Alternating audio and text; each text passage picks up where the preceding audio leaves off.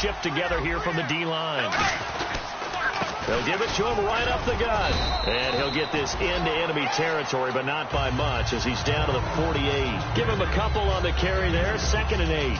That's a good play by the guys on the defensive side of the ball. Held him to a gain of 2. And that changes the playbook a little bit now for the guy calling plays. 2nd and 8. Now he's got to probably think about going to the air instead of maybe staying with the ground game. Again, we'll see the pistol here. Now a 2nd down throw for Bradford. And his throw's going to be incomplete.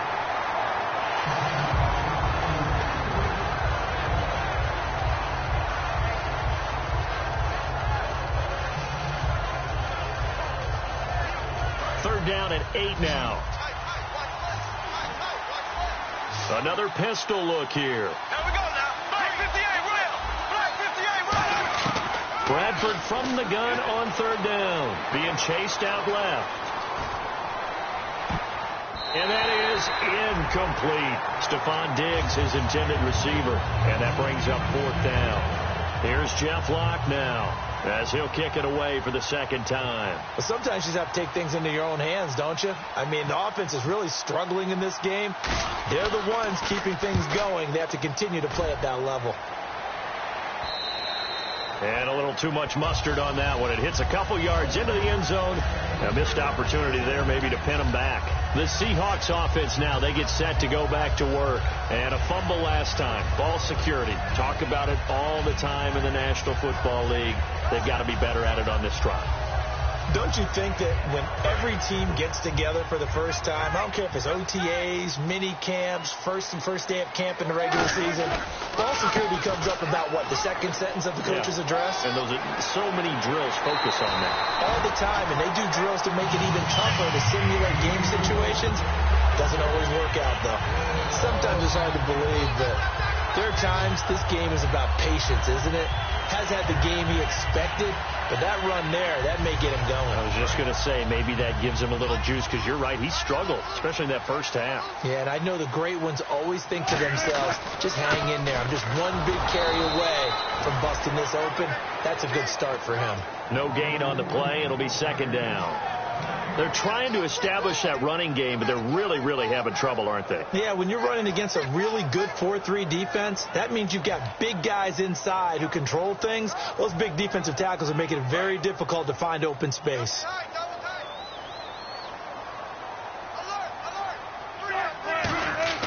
Now Wilson on 2nd down. Baldwin with it over the middle. And taking it across midfield and inside the 45. I don't care how many times you tell the story, it never loses its luster for me. Doug Baldwin, undrafted out of Stanford, and plays like a #1 receiver should in the NFL. I don't care how you cover him. I don't care that his size isn't great. He's the one that typically comes up with the football. Absolutely. His roots go all the way back to Gulf Breeze, Florida, where he's from, right on the water near Pensacola. And then, of course, to Stanford. And, boy, he's been good.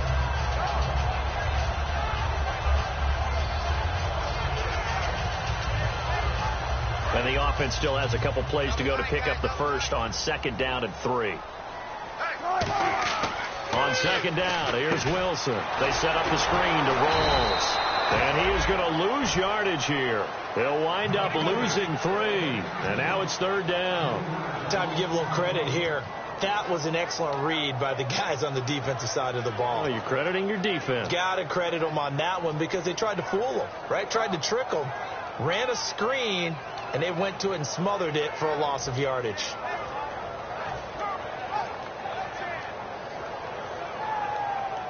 The line to gain is the 33 on 3rd down.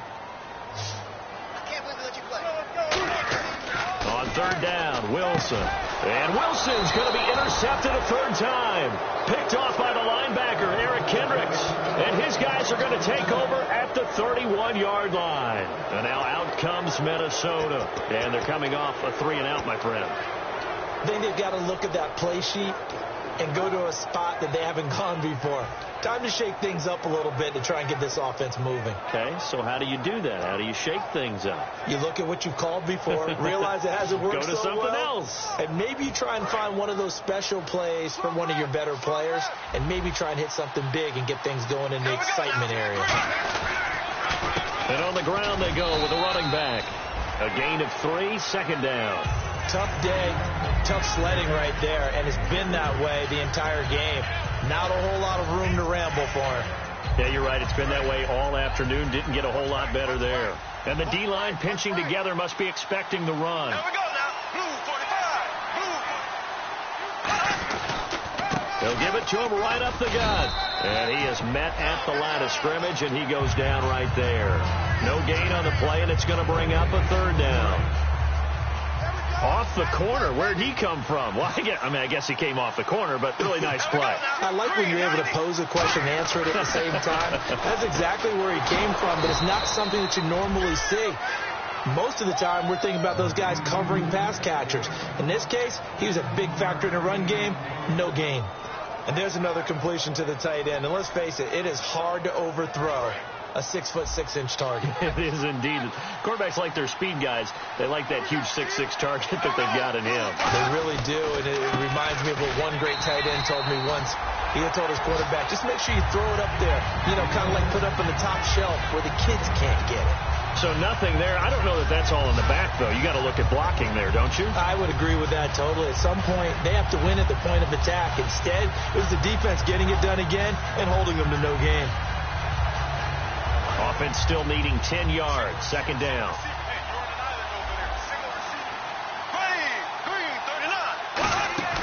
On play action. Bradford.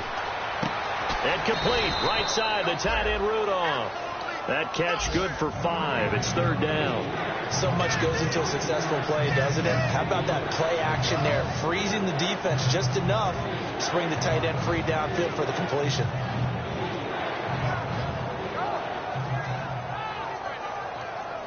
Third down and 5. Looking to jam the receivers at the line here. Press coverage look defensively. And the Seahawks add a couple of extra DBs going with the dime look here. Indeed, 6 on the field.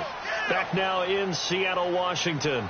It's the Vikings in possession of the football and the lead. They'll be looking to add to that total as we begin quarter number 4. So 3rd and 5, 3rd and medium here.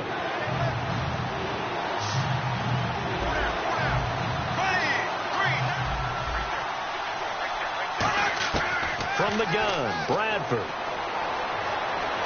Dancing to his left. And he couldn't hang on to it through the contact. Incomplete. Normally, he's pretty reliable. Usually catches what's thrown to him. On that play, he simply dropped it. Here's Jeff Locke now as he's on to punt for Minnesota.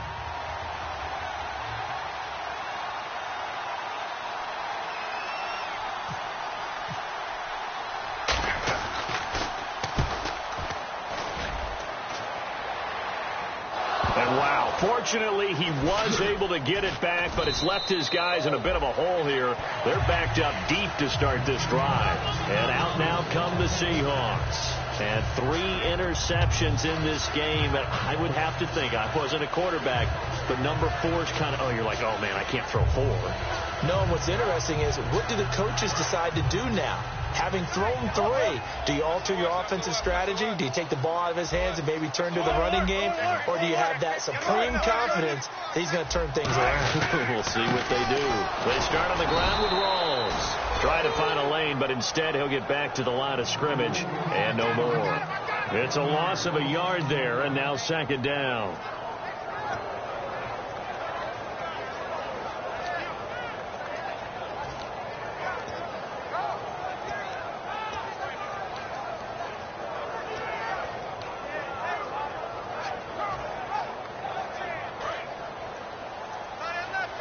Possible run anticipation here as the D-line sandwiches together. Now Wilson down around his goal line. And this is caught. It's Jimmy Graham. And he's brought down, but not before they get it across the 20-yard line. And the game just keeps evolving. big guys running those corner routes, so difficult to cover.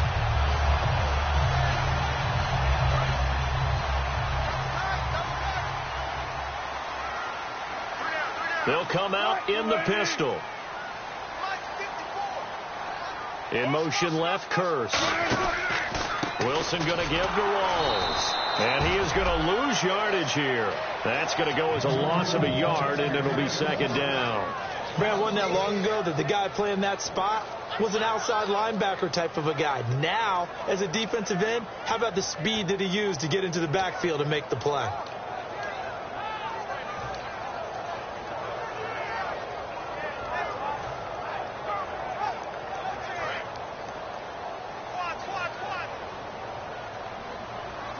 Again, we'll see the pistol here. On second down, Wilson. It's caught, Lockett. And they'll bring him down at the 27-yard line. The reception good for 7. It's third down. Never make the mistake that the slot receivers, especially the little guys like we're watching here, are just quicker than fast. A lot of them combine quickness and speed, and they catch a lot of footballs, as we just saw there.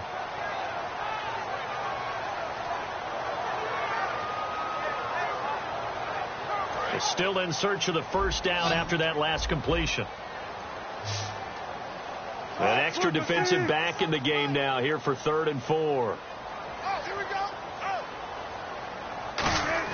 From the gun on 3rd down, Wilson. And he's got Lockett. And he will have a first down as they get him to the ground at the